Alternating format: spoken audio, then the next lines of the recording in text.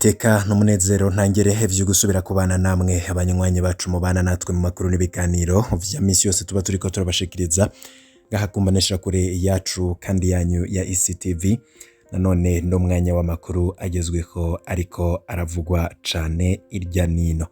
Hari amakuru arabana n'abarundi baja mu gihugu ca Serbia. Twari twababwiye ko tuzobabwira abagiye kugarukanwa, abasubijwe inyuma ndetse n'ukuntu bafashwe n'ivyatangajwe n'igihugu ca Serbia. Turaza kubabwira ukuntu abo barundi ivyabashikiye bashitse muri Serbia ndetse n'ico igihugu ca Serbia catangaje. Turaza kubabwira harimwo n'abafatanywe ibirwanisho ndetse n'ibindi bitandukanye muraza kuvyumva muri ano makuru. Benshi rero mu bimukira birukanywe bakaba ari abarundi. Turaza kubabwira ibiriko birabera muri ico gihugu ca Serbia. Ni inkuru ibabaje cane ariko nanone n'urugendo torohera abarundi baja muri ico gihugu.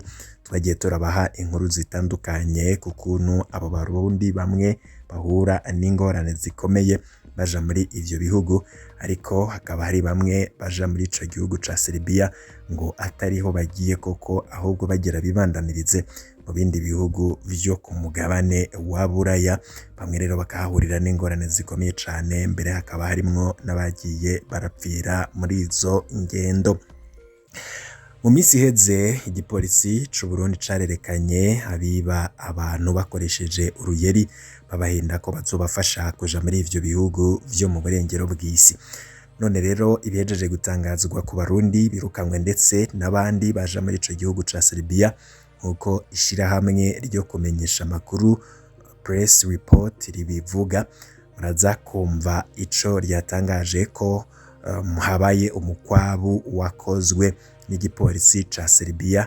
Abimukira bashika ku 200 bafashwe, benshi muri bo ngo bafise amamuko y'igihugu c'u Burundi. Nimba utarafyonda kuri subscribe canke sabone ngo banza ugafyonda ko kugira urashikirwa n'amakuru n'ibiganiro mwene nk'ibi tuba turiko turagushikiriza umunota ku yundi. Turazi ko mukunda amakuru n'ibiganiro mwene nk'ibi ku bari ngaha mu Burundi, ku bari mu bihugu bibanyi nk'u Rwanda, Kongo ndetse n'Ubuganda, ntibagiye namwe muri mu gihugu ca Tanzania n'abandi mwese mutwumviriza aho mwoba muherereye mu bihugu bitandukanye vya Afrika, muri ku migabane ya Buraya, Amerika na Aziya. Mwese nabaha ikaze muri ano makuru ngira ndabashikirize.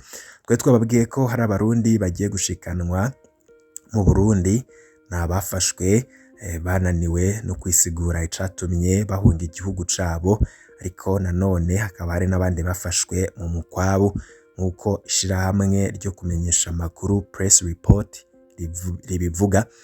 Mu mukwabu wakozwe n'igipolisi ca Serbia, abimukira 200 bafashwe, benshi muri bo ngo bafise amamuko mu gihugu c'u Burundi. Ni nyuma yaho umushikiranganje wa mbere wa Autriche yitwa Kari Nehuma amenyesheje ko igipolisi c'ico igihugu kigiye gukorana n'ica Hongria mu gufasha igihugu ca Serbia gusubiza inyuma abimukira binjiye muri Serbia bidaciye mu mategeko. Benshi mu bafashwe ngo barafatanywe ibirwanisho, amafaranga n'amatelefone inyuma yo kubasamburira uduhema babamwo. Ni nyuma yaho kandi Serbia imenyeshereje ko ku Burundi ataviza, ivyahavuye bihinduka mu nyuma. Nkuko tubikesha Association Press Report, umukuru w'igihugu ca Serbia Alexander Vučić mu nama yagiranye n'indongozi i Budapest akaba yamenyesheje ko iyo ngingo yafashwe inyuma yo kubona ko kuva igihugu ca Serbia kirekuye abantu kwinjira muri ico gihugu. Uko amakuru yatangajwe na Association Press Report, umukuru w'igihugu ca Serbia mu nama yagiranye indongozi i Budapest akaba yamenyesheje ko iyo ngingo yafashwe inyuma yo kubona ko kuva Serbia irekuye abantu kwinjira muri ico gihugu ata carte visa basabwe, casanze cakira abantu batajanywe no gukora ahubwo birenganira baja mu bihugu vy'uburengero bw'Uburayi bidaciye mu mategeko. Serbia rero kikaba camenyesheje ko kwinjira muri ico gihugu ata visa bizoherana n'uyu mwaka wa 2022. Tubibutse ko mu ndwi iheze igipolisi c'u Burundi cerekanye abibisha uruyeri mu gusaba amahera abantu b'abahinda ngo bazobarungika muri ico gihugu ca Serbia. Umugabo ariko mva ariko arahigwa, akaba ariko arahigwa n'uwo musirikare afise ico bapfa. None shaka bamutabarize gute? Agira bagenzi we bonera kure nkawe bamuba hafi bamuserukire vyihuse. Bamuba hafi bamuserukire vyihuse kuko ni bagenzi we bikorana. Iyo rero umugenzi wawe mukorana agiye kugwa mu kibazo umuba hafi, ni ukuvuga ko rero kumutabariza bagenzi nabo banza bamube hafi kugira ntatakaze ubuzima bwiwe. Be nabo bomererwa nabi nkuko bakorera inaba abaseneri, baza barikebuka. Kariya azobanze barabe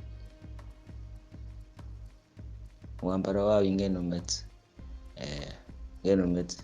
ico usigura. Aho sinari nzi yuko bogize ikibazo nk'uko, bogize ikibazo nk'ico. Burya ubwenge bwabo burabahenda.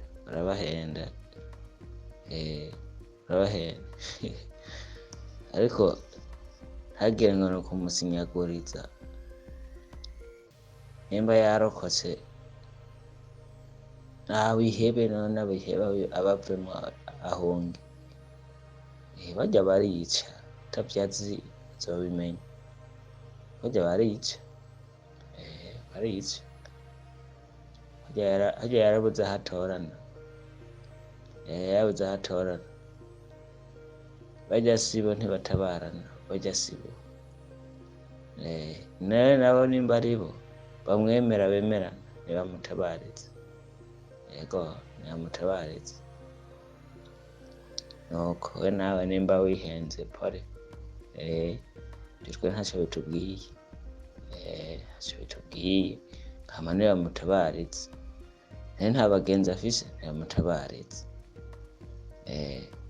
Je ndiko ndumva n'ivyabonye nta n'inguvu ndabigiramo. Nta n'inguvu ndabigiramo. Ukabona abahimbiri n'abashenzi banyuma babaho. Ni nkuko atamujenere yogira ikibazo agiye kubitura ngo bamwakire. Ntibamwakira, hakumwakira ahubwo bamwirukako. Batamucinze atungwa nayo yameze.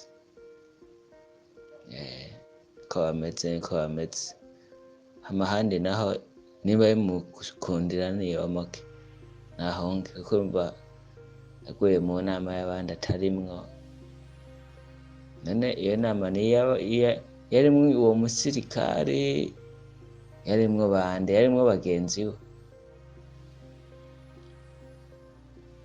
Aha rero aho samanza kumenya abayirimwo abaribo.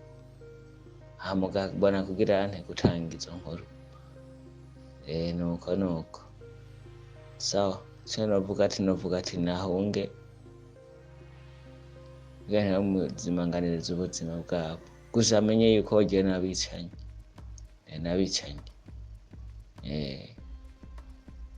Harya rero bapfa kubona irya myambaro yabo ngo ni sawa, niko batariko baramutabariza. So hangize ati sangwa soneri.